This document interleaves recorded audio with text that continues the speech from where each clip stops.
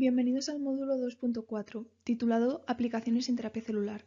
En este módulo os quería presentar algunas de las aplicaciones que están desarrollándose o que puede darse en algún momento en el campo de la terapia celular. Para ello vamos a empezar con las principales células que se utilizan en terapia celular. Esto lo hemos visto en módulos anteriores, simplemente es un modo de repaso de los diferentes tipos o líneas que se suelen usar en las aplicaciones de terapia. Por un lado, tenemos las células madre pluripotentes, que incluyen las células madre embrionarias, que son aquellas que derivan del blastocisto, o las células madre pluripotentes inducidas, que son aquellas que se crean a partir de otras células, que estas, recordáis, son más accesibles, ya que las células de las que provienen son células somáticas, ya pueden ser células de la sangre, de la piel, de la orina, y a través de la reprogramación, de la sobreexpresión de los factores de transcripción que se conocían como los factores Yamanaka, lo que hacen es que se conviertan en células pluripotentes y inmortales.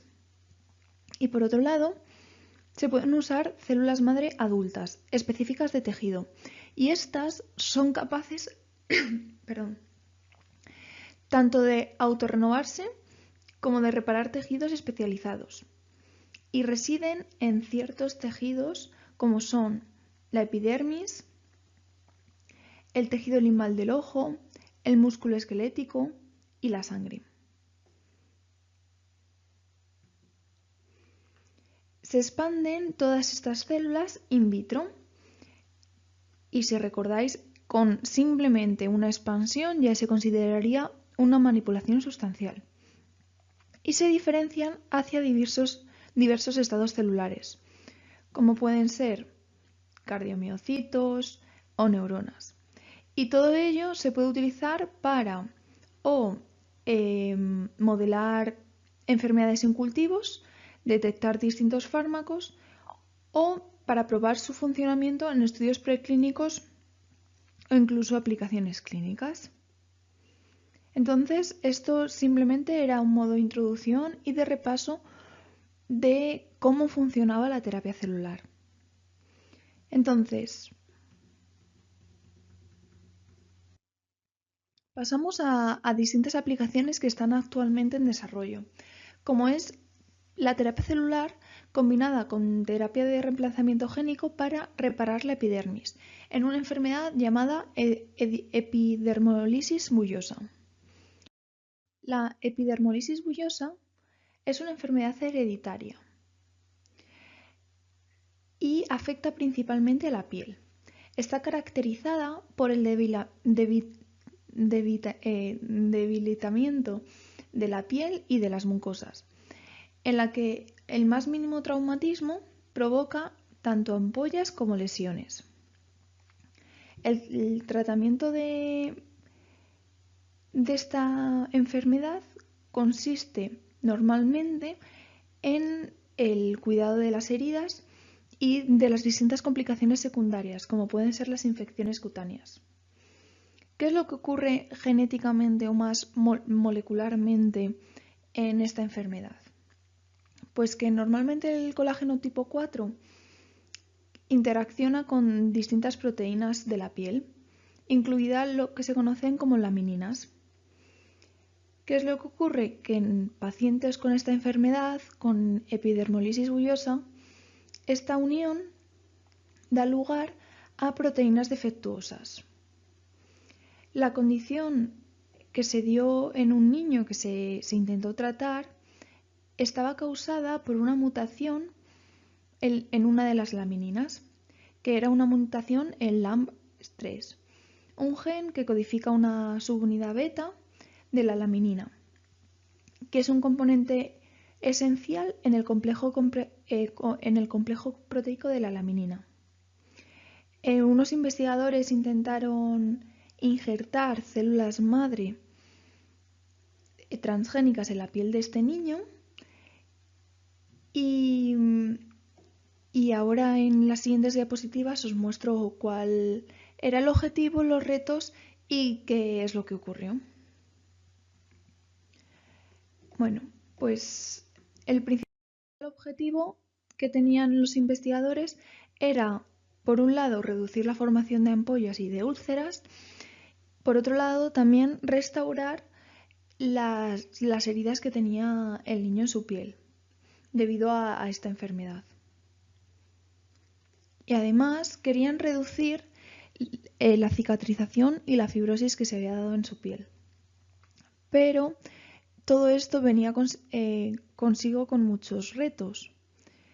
Cada paso de la terapia celular con células madres, desde la derivación, el injerto, la integración funcional de las células del tejido del huésped, hasta la identificación de los pacientes, tiene su propio conjunto de retos, tanto para la investigación como el desarrollo. Uno de los principales retos es la ampliación de la fabricación a gran escala, la reproducibilidad de la fabricación del producto y la entrega del tejido. Esto es muy complicado de trasladar de lo que ocurre en el laboratorio a lo que realmente se necesita para tratar a un paciente. Por otro lado, también tuvieron complicaciones en el desarrollo de existen las complicaciones de desarrollar andamios biológicamente relevantes para poder crecer estas células y luego poderlas injertar en el paciente. Además, no sabían si simplemente este tratamiento podría aplicarse a este paciente o si podría trasladarse a otros pacientes con otros tipos de epidermolisis bullosa.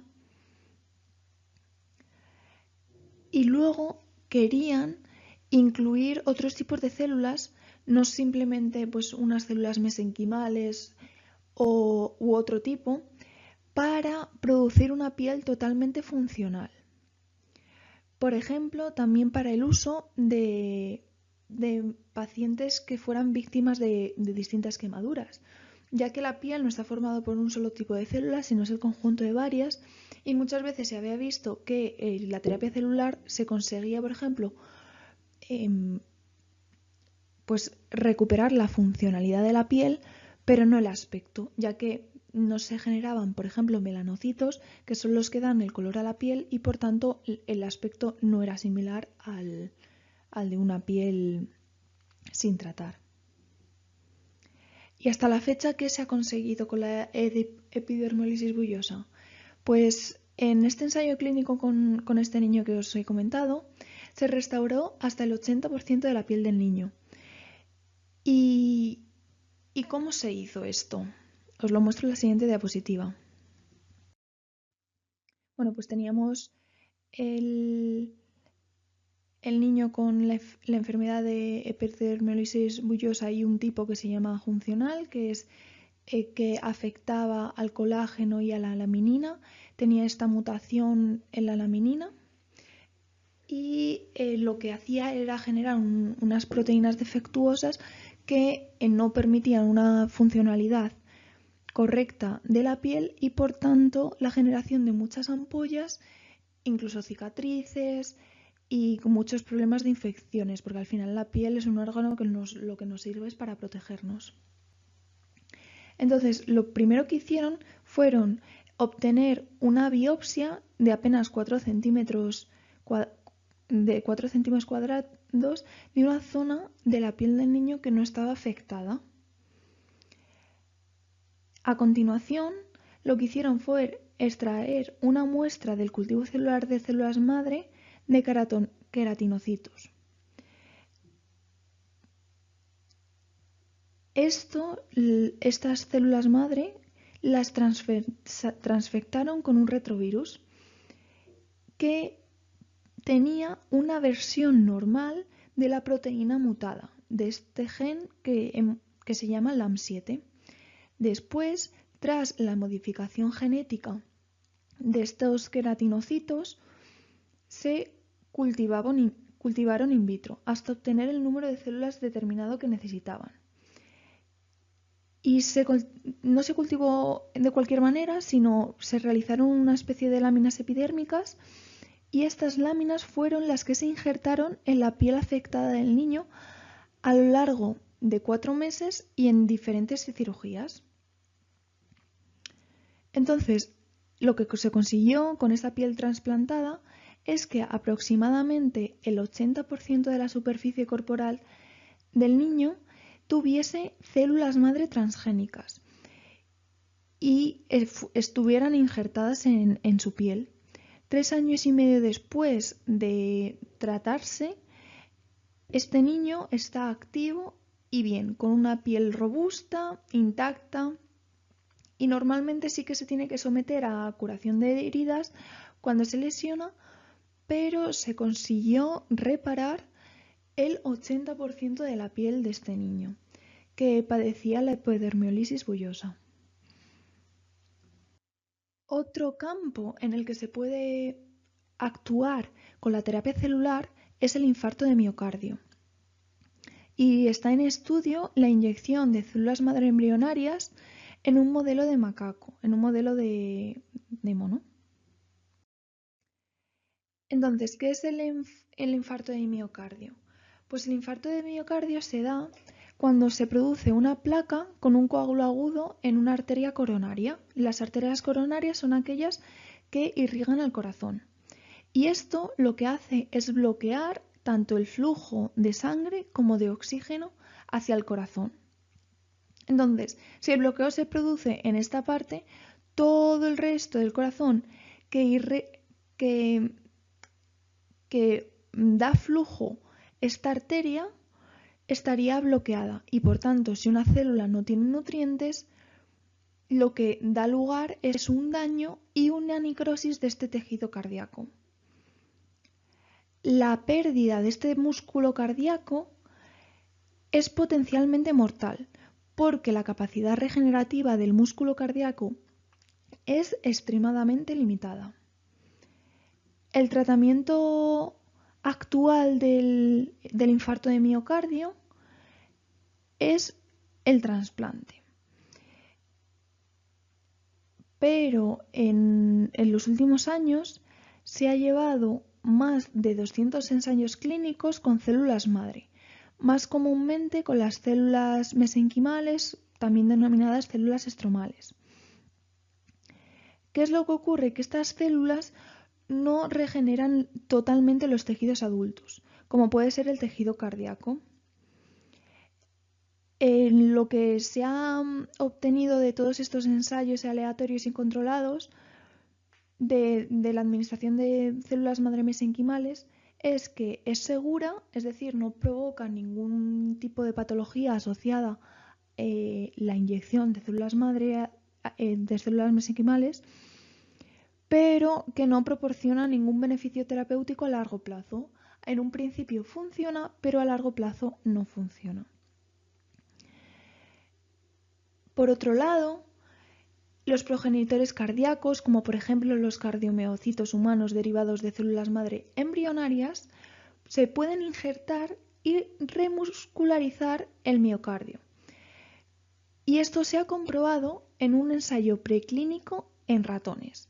Entonces, está en desarrollo, en vez del uso de células madre mesenquimales que ya ha llegado a clínica y parece que no tiene gran beneficio a largo plazo, estas células madre embrionarias.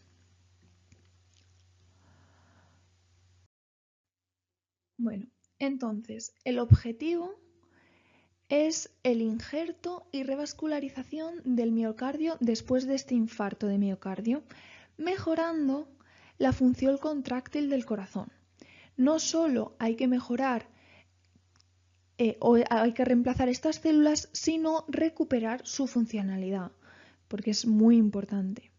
Y los principales retos asociados a realizar este objetivo está el de que no se ha identificado ninguna célula madre de cardiomiocitos hasta la fecha, ninguna célula madre que, tras la diferenciación, dé lugar a cardiomiocitos. Además, una de las cosas más importantes y que más esfuerzo está suponiendo es que en la actualidad hay muchas dificultades en usar progenitores cardiovasculares derivados de células madre embrionarias, tanto halogénicas como las células madre pluripotentes inducidas. Y uno de los desafíos más importantes es la promoción de la integración eléctrica y mecánica de los tejidos de ingeniería implantados.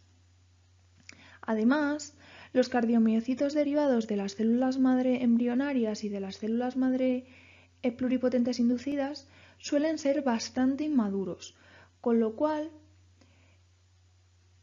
se están intentando estudiar un poco más para que se puedan injertar un poco mejor. Y para superar estos desafíos, lo que se están desarrollando son métodos para dirigir un poquito más la diferenciación de estas células, tanto a células ventriculares, los ventrículos, como a células auriculares, como el uso de marcapasos o incluso el uso de andamios de bioingeniería para mejorar tanto la entrega como la retención de las células injertadas. Y hasta la fecha lo que se ha conseguido es unos ensayos muy tempranos humanos, pero que aún no tienen eficiencia en el efecto clínico. Aún se han hecho pues, estos ensayos en los macacos y aún no se ha visto qué es lo que ocurre realmente en los humanos.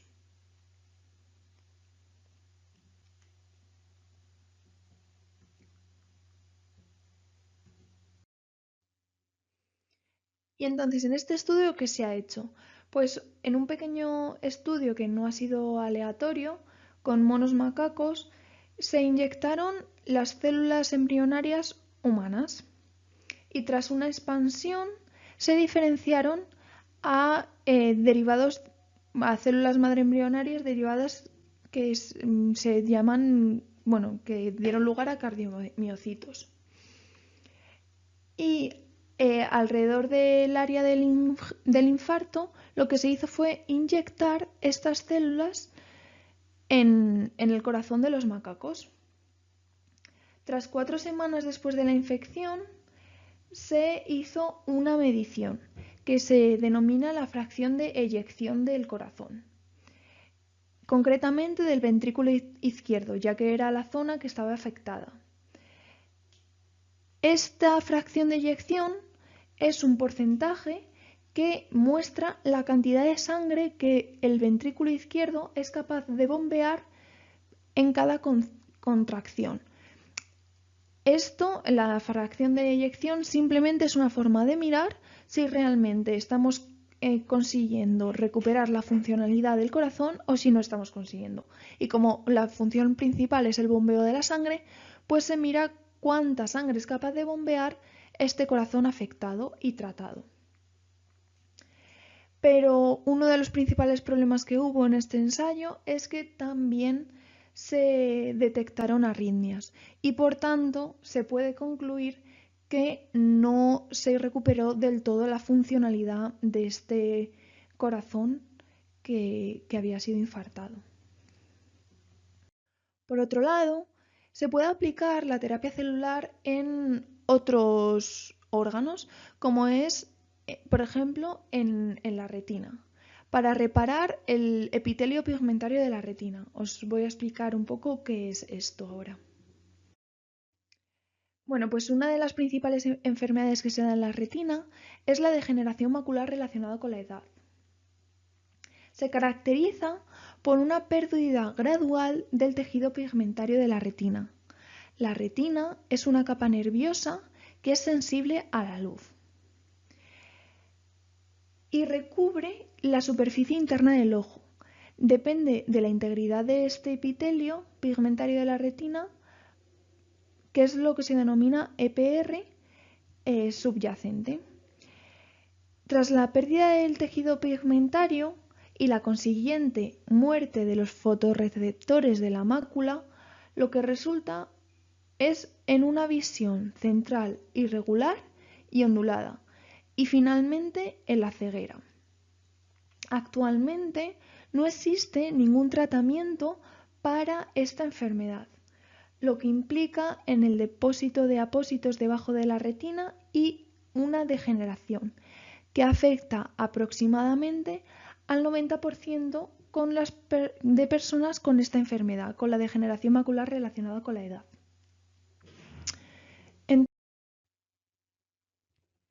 La terapia con células madre oculares se ha propuesto como un medio para tratar los trastornos asociados con la pérdida de visión. La capacidad proliferativa y ilimitada tanto de las células madre embrionarias como de las células madre pluripotentes inducidas las convierte a ambas una fuente muy atractiva para el tratamiento del epitelio pigmentario de la retina, para tratar a aquellas personas con degeneración macular relacionada con la edad, siempre y cuando sea en una etapa temprana, ya que uno de los principales desafíos que tiene es que si se pierde por completo el epitelio pigmentario de la retina, es muy difícil poder reconstituir de forma total o sustituir totalmente a los receptores.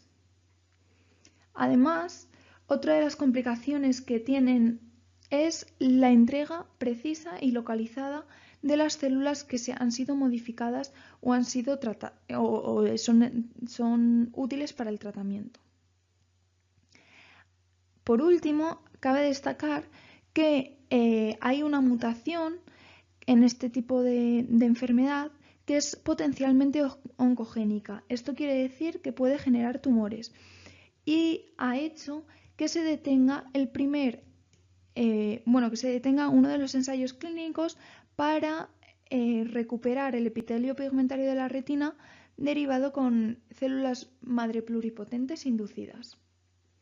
Y hasta la fecha hay pequeños ensayos clínicos de estas células del epitelio pigmentario de la retina derivadas tanto de células madre embrionarias como de células madre pluripotentes inducidas.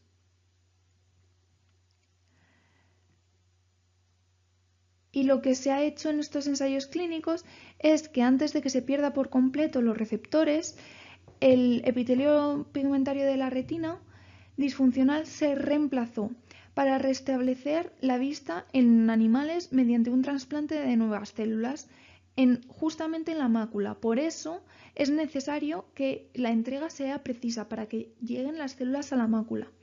En etapas posteriores de la degeneración macular relacionada con la edad, la terapia celular requería además el trasplante de células fotorreceptoras. Estas células tienen que tener fotorreceptores para poder ser funcionales, o también pueden trasplantarse células que puedan diferenciarse a células fotorreceptoras. Y todo esto junto a células del epitelio pigmentario de la retina. Y entonces os voy a mostrar cómo se ha hecho ese ensayo clínico. Bueno, pues se usaron células madre embrionarias o células madre pluripotentes inducidas y se expandieron in vitro. Y tras una diferenciación se consiguieron células madre derivadas a epitelio pigmentario de la retina y que se administraron como una suspensión celular o se siembra en distintos andamios creados con una bioingeniería que luego se implanta quirúrgicamente para permitir el posicionamiento preciso. Recordad que es uno de los retos que tiene, que se tiene que localizar justamente en el lugar donde se requiere la regeneración.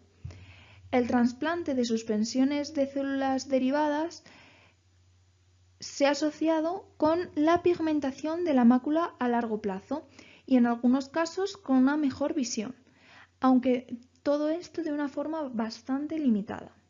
Sin embargo, hubo un problema en un ensayo clínico de reemplazo de este epitelio pigmentario de la retina derivado de las células madre pluripotentes autólogos, porque ocurrieron una serie de mutaciones que fueron potencialmente oncogénicas con causadas por la expansión in vitro y la diferenciación in vitro. Entonces, este trasplante de células derivadas del epitelio pigmentario de la retina provoca también un riesgo, como puede ser la respuesta inmunitaria. Una ventaja del lugar donde se injerta, que en este caso es el ojo, es que está relativamente aislado del sistema inmunitario, pero el epitelio pigmentario de la retina es una parte de una barrera que se denomina hematorretiniana y puede estar comprometida en la degeneración macular relacionada con la edad. Por tanto, puede ser necesaria la inmunosupresión en el paciente, pero solo de manera transitoria, hasta que se repare este tejido. La terapia con células madre para indicaciones oculares está normalmente localizada y es fácilmente dirigida y requiere relativamente pocas células, a diferencia de otras terapias celulares. Además, la reparación del epitelio pigmentario de la retina en los últimos años ha conllevado a múltiples avances, tanto de la reparación de la córnea como de la reparación del cristalino. Y nada, simplemente que os quedéis con la idea, pues hace relativamente poco, en 2015, una preparación de células madre limbares del limbo del ojo, especializadas o específicas, dieron lugar a esta reparación de la córnea y la vista después de un daño físico o una quemadura química. Y esto dio lugar a la autorización de un medicamento comercializado en la Agencia Europea de Medicamentos. Entonces, como veis, pues estos estudios y estas investigaciones siempre van enfocadas a la mejora del paciente, al tratamiento del paciente y también al desarrollo de nuevos fármacos que puedan curar o que puedan tratar a los pacientes. La terapia celular, a su vez, se puede emplear para la enfermedad del Parkinson. Se puede utilizar para reemplazar las neuronas dopaminérgicas. Estas neuronas son las principalmente implicadas en el desarrollo de la enfermedad. Y de esta manera se puede reemplazar y regenerar aquellas neuronas que estén deterioradas en la enfermedad del Parkinson. Pero ¿en qué consiste esta enfermedad? La enfermedad del Parkinson es un trastorno progresivo que afecta al sistema nervioso y a las partes del cuerpo controladas por los nervios.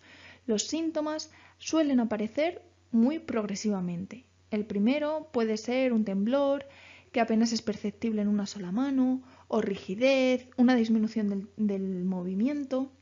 Los temblores son un síntoma muy habitual. En las etapas iniciales de la enfermedad del Parkinson, el rostro puede tener una expresión leve o nula. Es posible que los brazos no se balanceen cuando caminas y el habla puede volverse muy suave o incomprensible. Los síntomas se agravan a medida que la afección evoluciona. Existen distintos tipos de síntomas y se pueden clasificar en síntomas motores, como puede ser los temblores, la rigidez muscular, la dificultad al caminar, o síntomas no motores, como puede ser el deterioro cognitivo, los trastornos del sueño, la ansiedad, la depresión. A pesar de que la enfermedad del Parkinson no tiene cura, los medicamentos pueden mejorar notablemente los síntomas. En ocasiones, en la atención médica se puede sugerir una cirugía para regular determinadas zonas del cerebro y mejorar de esta forma los síntomas. Entonces, ¿cómo puede actuar la terapia celular en la enfermedad del Parkinson? Pues el principal objetivo es la producción de un subtipo especializado de neuronas dopaminérgicas. Como hemos dicho, en la biología de esta enfermedad, estas neuronas son las que se encuentran más deterioradas. Y de esta manera, cuando las sustituimos por unas neuronas que sí que generen dopamina, se restablecerá la producción local de dopamina. Los principales retos que encontramos en el uso de la terapia celular en esta enfermedad es la integración sináptica del tejido o de las células que se están incorporando, ya que estas neuronas, estas nuevas neuronas dopaminérgicas, tendrán que hacer sinapsis con las neuronas existentes. Y uno de los principales retos o desafíos que existen en la terapia celular, tanto en lo que hemos visto en el infarto de miocardio, es la restauración funcional. Es decir, necesitamos que esas neuronas vuelvan a expresar la dopamina necesaria para su correcto funcionamiento.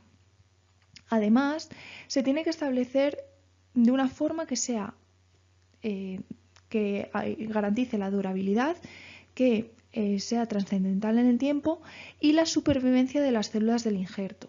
Lo que ocurre en muchas ocasiones en la terapia celular es que se injerta un tipo celular determinado y in vivo en el organismo no consiguen sobrevivir estas células. Hasta la fecha, ¿qué se ha conseguido con el tratamiento de terapia celular en la enfermedad de Parkinson? Pues se ha conseguido mejorar la función en un modelo de primate no humano. Es decir, aún esta terapia no ha llegado a ensayos clínicos, pero en un modelo de primate que, como sabéis, se parece bastante al humano, sí que hemos conseguido restablecer la funcionalidad de estas células y de esta manera también disminuir los síntomas. Os cuento el ensayo. Bueno, pues hay que destacar que uno de los principales problemas que hay en querer restablecer o regenerar las células del cerebro es que la neurogénesis, es decir, la producción de neuronas, se suele realizar en etapas de la niñez, aunque también en algunas etapas adultas. En las etapas adultas se pueden generar neuronas en zonas muy específicas, como es en el hipocampo o en el cuerpo estriado, dos partes del cerebro. En consecuencia, una lesión o una enfermedad que destruya las neuronas genera una discapacidad permanente. Esto nos permite o suscita el interés de obtener una fuente de terapia celular para el reemplazo de estas neuronas dañadas y así poder tratar a esta enfermedad. A la vanguardia de tales terapias está el reemplazo de neuronas dopaminérgicas para esta enfermedad, para la enfermedad del Parkinson. Ha habido una gran investigación en este campo y hay ensayos que demuestran mejoras tanto en la función dopaminérgica como en la función motora del cuerpo estriado. Y incluso en algunos pacientes la persistencia a largo plazo de estos trasplantes. Una preocupación principal es que esta enfermedad pueda propagarse a otras zonas, aunque sea de una forma muy lenta, y contaminar a estas células del injerto. Entonces, se están desarrollando nuevos estudios para evitar esta extensión a las células o los tejidos reemplazados. ¿Y cómo se realizó este estudio en macacos? Pues se cogieron las células embrionarias o células pluripotentes inducidas, se expandieron in vitro, se diferenciaron a progenitores de células dopaminérgicas y se injertaron en el putamen, que es como una zona determinada del cerebro en el que se encuentran principalmente las neuronas dopaminérgicas afectadas en la enfermedad en la enfermedad del Parkinson.